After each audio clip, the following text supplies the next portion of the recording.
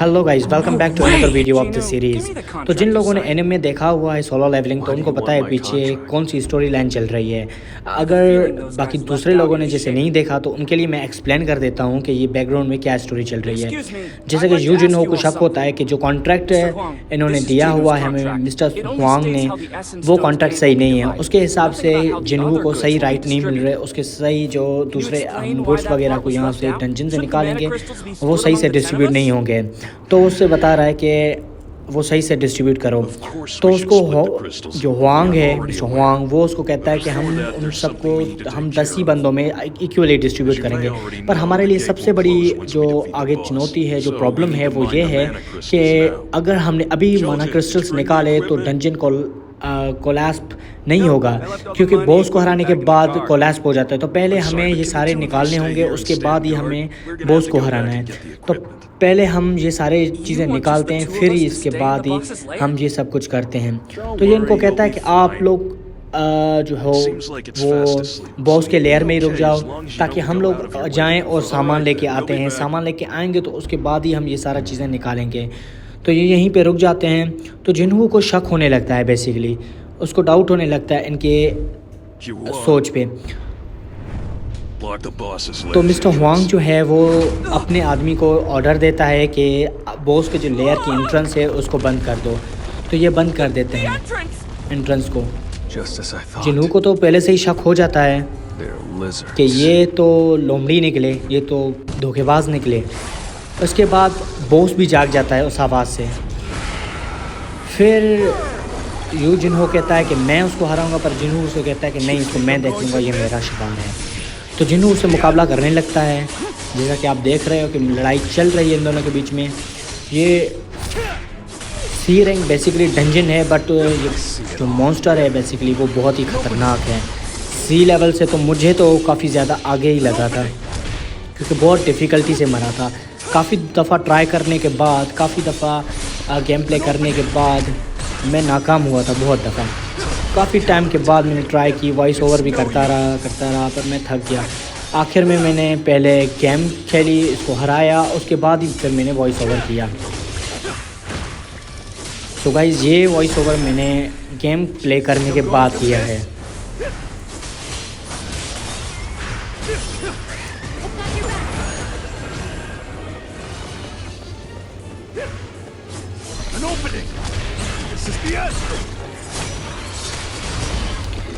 इसको हराना सच में बहुत डिफ़िकल्ट था, बहुत ही मुश्किल से इसको मैं मार पाया था।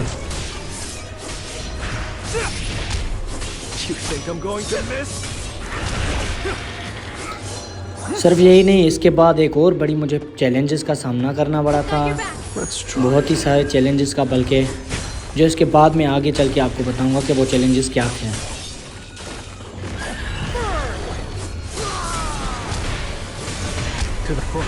Too slow. I'll cut you in an instant. It's over.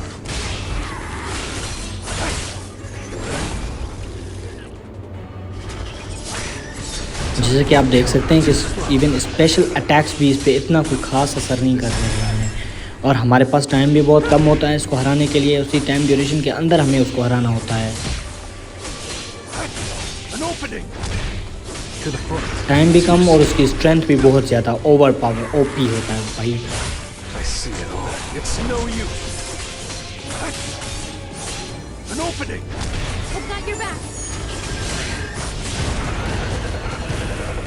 Poor Jinwoo kept fighting and fighting and fighting. But at the end, I was able to deal a great damage.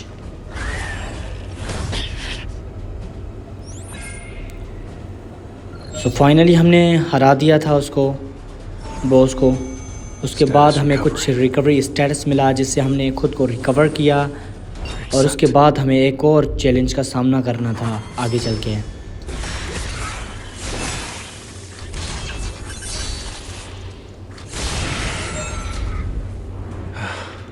Glad I still had my daily quest reward. Don't know what I would have done without it.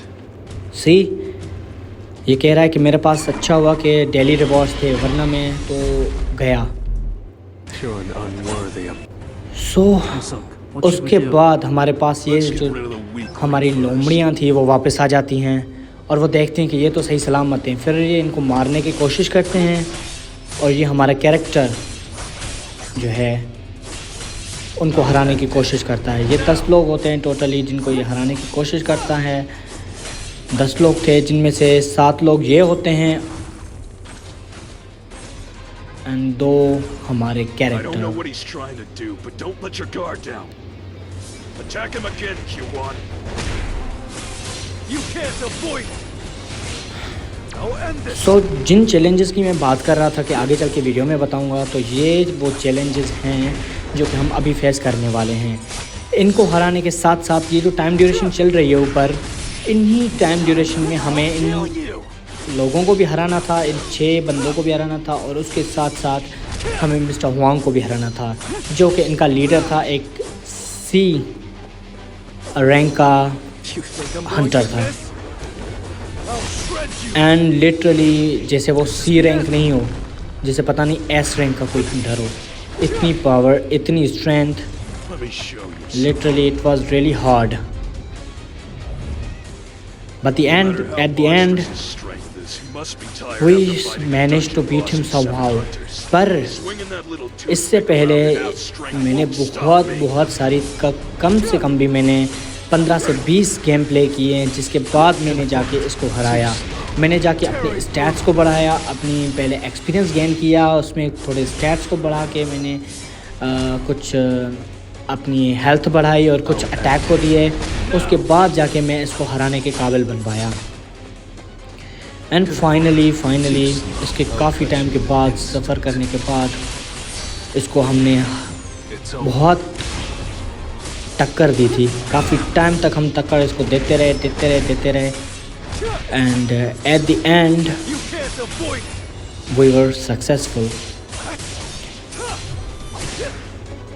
But आप game play देख सकते हैं कि game play में कितना मुश्किल से हम इसमें सरवाइव कर रहे हैं। हमें खुद भी इसमें सरवाइव करना है और उसको भी मारना है, और उसी टाइम ड्यूरेशन के अंदर। Literally it was nearly impossible.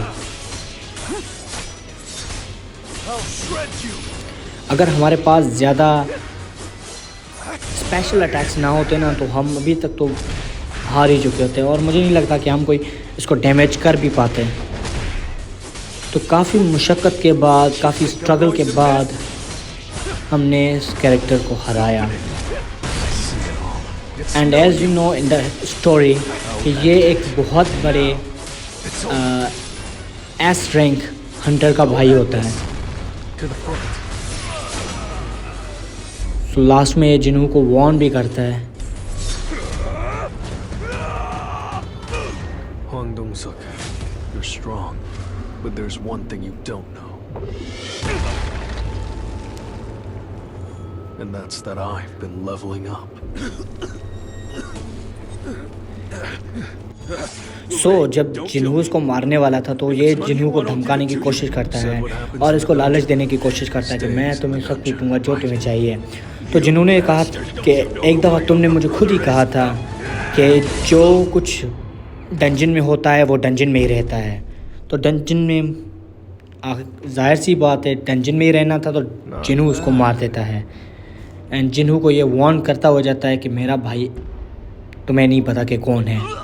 And जो कि बाद में स्टोरी लाइन में पता चलेगा आपको, और ज़्यादा आपको उन लोगों को पता होगा जिन्होंने ये खेला है। तो फाइनली ये गेम प्ले ओवर हो गया है, और बाद में यू जिन्हू को बताता है संग जिन्हू कि चलो यहाँ से हम चलते हैं, क्योंकि डंजन अब कोलैप्स होने वाला है। तो ये यहाँ से बाहर आ जाते हैं। So that was all for today's video.